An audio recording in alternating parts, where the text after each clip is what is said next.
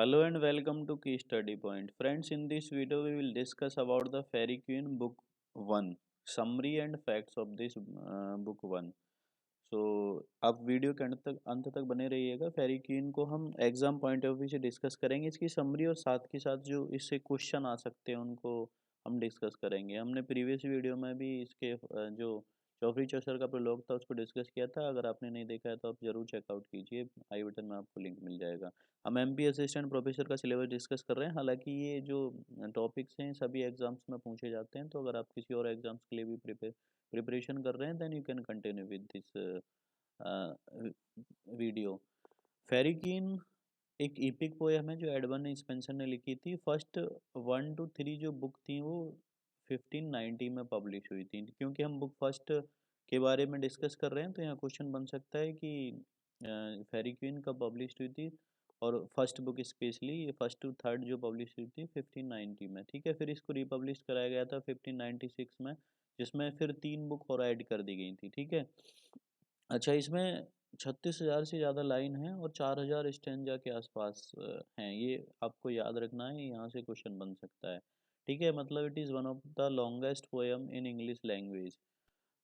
इसमें एक और इंटरेस्टिंग चीज़ ये है कि इसी वर्क के थ्रू स्पेंसर ने स्पेंसरियन स्टेंजा को इन्वेंट किया था। ठीक है, तो आपको याद रखना है कि इसमें इस वर्क में ही एडमंड स्पेंसर ने स्पेनियन स्टेंजा का इन्वेंशन किया था। यहाँ से क्वेश्चन पूछा जा सकता है कि किस वर्क में स्पेंसर ने स्पेंसरियन स्टेंजा का इन्वेंशन किया था, तो वो फेरी क्वीन ही है। ठीक है, अच्छा, इसमें है कहानी क्या है कि इसमें बहुत सारे नाइट्स हैं जो अलग अलग वाइस एंड वर्च्यूज़ को फॉलो करते हैं। ठीक है, इस तरह की कहानियाँ हैं। ये एलिगरिकल वर्क है, यानी पूछा जा सकता है कि फेरी क्वीन क्या है, ऑप्शन दिए जा सकते हैं एलिगरी, बालाड, पोएम, एपिक, इस तरह से। तो एलिगरिकल एपिक है। ठीक है, एलिगरिकल पोएम है, आपको याद रखना है।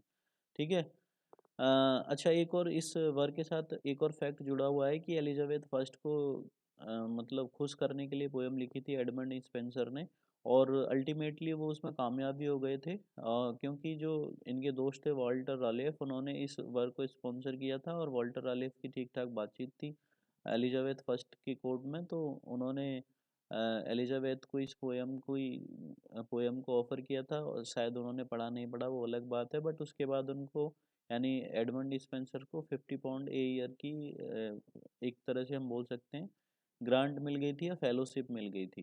ठीक है, तो जो मकसद था उसमें एडमंड स्पेंसर कामयाब हो गए थे। हालांकि बाद में वर्क काफ़ी पॉपुलर रहा है, काफ़ी मज़ेदार वर्क है। तो इसकी बुक फर्स्ट की हम समरी डिस्कस करते हैं without wasting any further time. Book first is centre on the virtue of holiness. ये क्वेश्चन आ सकता है कि बुक फर्स्ट किस पे सेंटर्ड है, then you can remember it is centred on holiness. ठीक है, मतलब होलीनेस जो एक वर्च्यू है उसको लेके डिस्कस किया गया है। अच्छा, इसमें मेन कैरेक्टर है रेड क्रॉस नाइट। इसमें जो हीरो हैं रेड क्रॉस नाइट और ऊना, ये दो मेन कैरेक्टर हैं। इसके साथ फिर ये जो मतलब हम अपनी भाषा में बोलें तो जो दैत्य होते हैं, राक्षस होते हैं, उनसे लड़ते हैं। तो मतलब एक होलीनेस का जो वर्च्यू है उसको दिखाने की कोशिश की गई है इस कहानी के थ्रू। ठीक है, तो इसका ये बेस्ड है, book first is based on holiness and there are two main characters Red cross Knight and Lady Una. ठीक है, तो रेड क्रॉस नाइट और लेडी ऊना ट्रेवल करते हैं एक साथ, और उनको फिर रास्ते में वो पहला एक समस्या फेस करनी पड़ती है। एक मॉनिस्टर मिलता है, एक दैत्य मिलता है, राक्षस मिलता है, एरोर। ठीक है, अब ये क्या होता है, क्योंकि जैसे हमारे यहाँ भी जो माइथोलॉजी है उसमें अच्छे काम करने वालों को राक्षस प्रवृत्ति के लोग परेशान करते रहते हैं, तो इस तरह की कुछ कहानियाँ हैं ये फेरी क्वीन में। और उसमें अल्टीमेटली जो राइटर है स्पेंसर, उन्होंने दिखाया है कि अल्टीमेटली जो बुराई होती है उस पर अच्छाई की जीत हो जाती है। तो रेड क्रॉस नाइट और लेडी यूना ट्रैवल करते हैं, तो उनको पहला एक मॉनिस्टर मिलता है रोर्स, उससे फाइट करते हैं। ठीक है, then traveled separately after the wizard Archimago tricks the Red Cross Knight into thinking that Una is unchaste using a false dream। इससे लड़ने के बाद तो आगे निकल जाते हैं, इससे झगड़ा करके बच के यहाँ से चले जाते हैं। एक जंगल में ट्रैवल कर रहे हैं, मतलब ये इनकी ट्रैवलिंग को ही दिखाया गया है बुक फर्स्ट में। और सभी बुक्स में ट्रैवल ही कर रहे हैं, कहानियों को ट्रैवल के फॉर्म में ही दिखाया गया है कि लोग जाते हैं और उनको फिर रास्ते में बहुत सारी चीज़ें मिलती हैं, स्पेशली बुराइयाँ मिलती हैं। ठीक है, तो यहाँ इनको एक जादूगर मिलता है आर्कीमागो। आपको याद रखना है जादूगर, जादूगर का नाम आर्कीमागो। वो रेड क्रॉस को ट्रिक में फंसा लेता है, ठीक है। मतलब उसको स्वप्न दिखाता है, सपने में आता है और बताता है कि जिस लेडी ऊना के साथ तुम जा रहे हो वो अनचेस्ट हो गई है, ठीक है।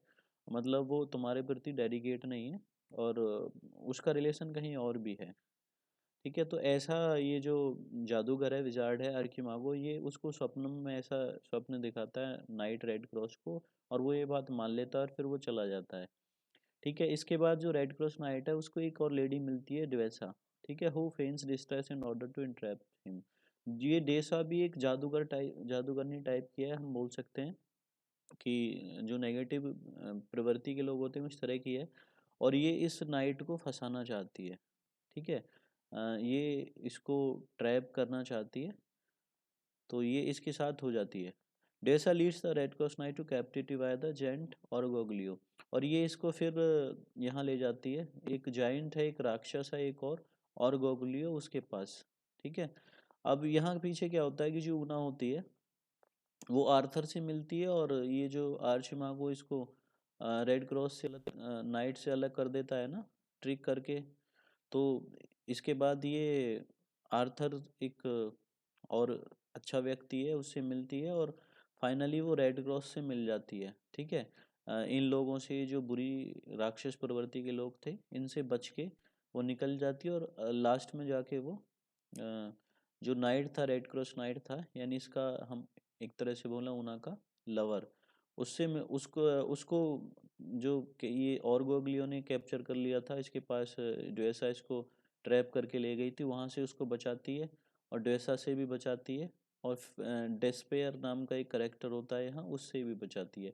ये तीनों करेक्टर, ड्वेसा, डेस्पेयर और आर्चिमागो, ये सब नेगेटिव करेक्टर हैं, मतलब एक तरह से ये एंटी हीरो बोलें या फिर इनको हम बोलें विलेन हैं इस कहानी के। इसके बाद कहानी आगे बढ़ती है।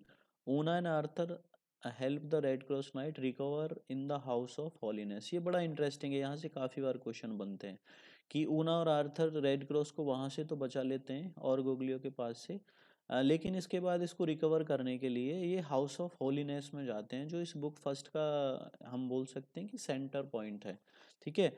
और इसकी जो मालकिन है, या इस हाउस का जो रूलर है, वो सेसेलिया है, ठीक है। और उसकी 3 ड्योटर हैं, ये आपको याद रखना है कि हाउस ऑफ होलीनेस में रिकवर्ड होता है रेड क्रॉस नाइट, और वहाँ ऊना और आर्थर उसको ले जाते हैं, और उस हाउस ऑफ होलीनेस की जो रूलर है वो सेसेलिया है, ठीक है, आपको याद रखना है।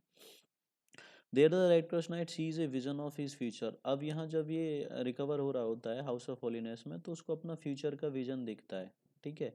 तो ये क्वेश्चन भी बन सकता है कि वो विजन कहाँ देखता है फ्यूचर के बारे में, तो हाउस ऑफ होलीनेस में। अब क्योंकि देखो एक चीज़ याद रखनी है हमको, बाकी बुक्स में नहीं जाना है, क्योंकि बुक फर्स्ट होलीनेस से रिलेट करती है, तो यहाँ हमको वही चीज़ें याद रखनी है, ठीक है। He then return Una to her parents castle and rescue them from a dragon. अब इसके बाद क्या होता है कि ऊना के जो पेरेंट्स होते हैं कैसल में, एक किले में उनको बंदी बना के रखा होता है कि नेगेटिव प्रवृत्ति के लोगों ने, तो ये सब लोग वहाँ जाते हैं और उनको छुड़ा लेते हैं। इसके बाद स्टोरी क्या होती है कि ये दोनों, Una and red cross knight, इन दोनों मतलब एक तरह से राजी हो जाते हैं कि हम शादी कर लेंगे, और यहीं एक स्टोरी ख़त्म हो जाती है। तो आई होप ये कहानी और इसके फैक्ट, स्पेशली जो क्वेश्चन पूछे जा सकते हैं जिनसे एग्जाम में, मैंने आपके साथ शेयर किए हैं। वीडियो आपको पसंद आई तो लाइक कीजिए और शेयर भी कीजिए अपने दोस्तों के साथ जो एमपी असिस्टेंट प्रोफेसर के लिए प्रिपरेशन कर रहे हैं, या किसी भी एग्ज़ाम के लिए, कम्पिटिटिव एग्ज़ाम के लिए प्रिपरेशन कर रहे हैं, और जहाँ इस तरह के टॉपिक्स से क्वेश्चन आने की पॉसिबिलिटी रहती है। Thank you.